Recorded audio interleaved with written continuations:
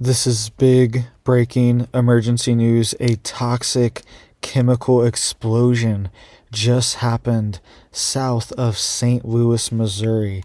This was one of the largest lithium ion recycling facilities in the entire world, and evacuation and shelter in place orders have been issued. So let's get into all the details here really quick, guys. Please just hit that like and hit that subscribe. I'm posting every single day, keeping you guys updated on this big urgent news, and it just helps to get these warnings out. I appreciate that. So this is what's going on right now in Fredericktown, Missouri. All right, evacuation orders have been issued in certain areas, and shelter in place orders have been issued in other areas. This is due to a major explosion at the quote critical mineral recovery recycling center, which is one of the largest lithium ion battery processing facilities in the world. All right, it's over 225,000 square feet, and they can process more than 60,000 tons of batteries. All right, and there's been a massive lithium ion battery explosion and fire, and these batteries are notorious for being very difficult to put out. So you could be dealing with, if you're in this area, this is just south of St. Louis, Missouri. And if you are in this area, you could potentially be dealing with this fire for days, all right, maybe even weeks and months, the aftermath of this. This keeps happening as well in multiple different areas. We just had this happen in Conyers, Georgia, right outside of Atlanta, Georgia. We had a massive chlorine fire at the biolab facility. Okay, so, and it was a massive explosion, and they had a shelter in place order for 3 weeks going on at this town in Conyers. All right, people are still saying they smell the chlorine, and people are saying that they could smell the lithium here in Fredericktown. All right, and it's saying that this odor from it can be extremely harmful due to its ability to penetrate tissue. Right, that is coming from Massachusetts.gov website. They're saying it's considered a quote weak acid, but is still extremely harmful due to its ability to quote penetrate tissue. Right, that is what they're saying according to lithium ion battery fires. Right, and it says here that there were evacuations in the immediate area, and anyone within the smoke plume, which the wind was carrying north of the fire. So this is right south, and the wind is blowing north right up into St. Louis as well too. So if you're smelling this in St. Louis or north of Fredericktown, that's why the wind is blowing this lithium ion battery smoke to your area. It says anyone that was in the northern wind of this was urged to shelter in place indoors by closing windows, doors, and turning off air conditioning. That's what authorities are reporting. And residents north and northwest of Village Creek Road and Madison 217 needed to evacuate immediately, according to Madison County's emergency dispatch services. All right, and it says the evacuation order was right outside of the city of Fredericktown, and there could potentially be more shelter in place orders, and they could change as the direction of the wind changes while this fire is being contained. And it says they are difficult to extinguish and can generate toxic gases carrying the risk of exploding or reigniting. It also says here that the National Fire Protection Association and the Missouri Department of Natural Resources confirmed they have crews that were heading to the scene to monitor air quality and any potential water runoff exposure and other environmental concerns.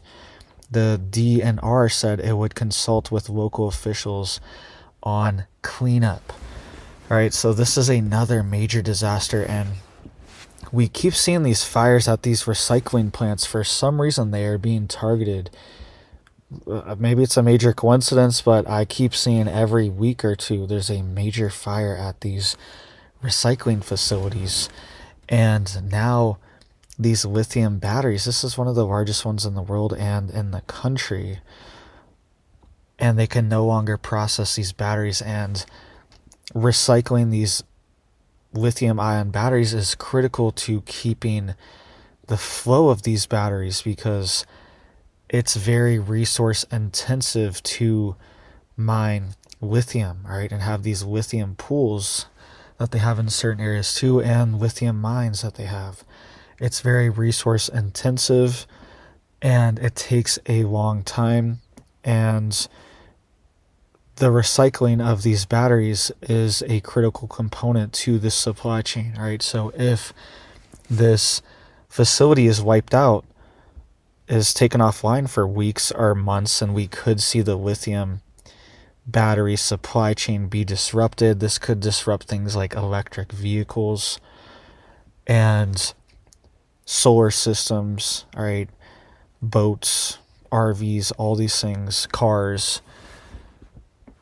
Lots of different electronics are moving towards lithium ion batteries, and we could see disruptions of these products as well if the supply chain is disrupted, the recycling end of it, right? So we could see shortages on that end. It's also being reported here by the Madison County Sheriff, Katie McCutcheon, said the first call came in at 1:37 p.m. And really quick, guys, please just hit it up for me down there. It helps to get these warnings out so people know what's going on. People are smelling this stuff and they don't even know what's happening. And it just helps to get these warnings out. I appreciate that. It says here in the first call came in at 1:37 p.m. today, Wednesday, October 30th, and the fire had been mostly contained as of Wednesday evening. All right, it's been contained, but it's not out. Right, it's just they've stopped it from spreading for now, but it's going to take a while for these batteries to be extinguished fully, and they could reignite. It says all of Route 72 was shut down from the Highway 00 bypass to Lincoln Drive in order to keep the traffic out of the area so fire trucks could shuttle water.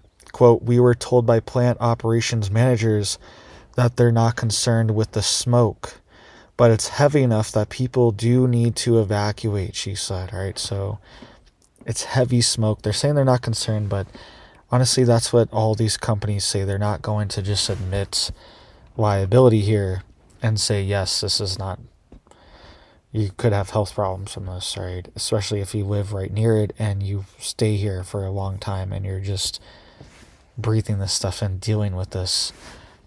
And so the company's saying they're not too concerned, but you should evacuate because the smoke is heavy.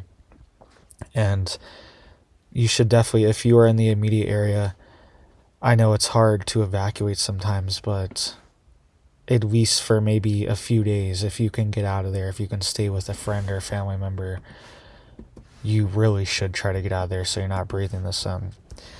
And the sheriff also thanked local agencies, including at least 25 fire departments that came to the scene to help get the fire under control. Al Watkins, an attorney for the facility's parent company, Interco, said 75 employees were evacuated safely after the fire started and that no injuries were reported. The fire was contained, said Watkins, and the cause was not yet determined. Quote, you have fires and proximity of fire lithium ion batteries. You have risk of explosions of these batteries, especially those that are new battery material, and that's what you have here, said Watkins. Also, it's being reported here that Silver Mines General Baptist Church, located at 3874 Highway D, was opening its doors for evacuees who needed a place to go. The back of the Madison County Health Department at 105 Armory Street was also open to evacuees as well. So there are shelters and places you could go at least temporarily until this fire is out, maybe for the night, get a hotel for the night on the next city over, until this smoke is cleared out, especially if you're right in the surrounding areas. And it says all of Fredericktown R1 school campuses are on remaining indoor policies until further notice, the district said, adding that if any parent chooses to pick up their child from school, it will not count against their attendance. All right, so they're also keeping the kids inside, shelter in place orders for them, not letting them go outside. But it's only so good, especially if the wind changes direction. Being inside is only so good. All right, it's only so long until you start to smell it and you start to breathe this stuff in. So make sure you guys have HEPA filters as well too, or just high quality filters. They sell ones at the hardware store, things like that, that can filter out most particulate. All right, try to get the best one you can. Even if you don't use it all the time, maybe you can have one in place for situations like this to throw in there if you really need it. And you can also put a layer of carbon filter on that as well too. You can buy like strips of it and sheets of it. It's not that much to layer onto your filter as well too, to capture some of these VOCs, some of these particulate, these chemicals that are floating around in the air. A carbon scrubber filter on top of your normal filters for your AC or your furnace, your HVAC, whatever it is, these filters can help scrub the air and keep it clean. All right, you can also just buy ones that are standalone filters that you can just plug right in. All right, that will capture a lot of this particulate. So thank you guys. I hope you guys are staying safe, staying prepared out there, staying stocked up. I hope you have big blessings for your life and your family, and I hope you have a big old blessed day.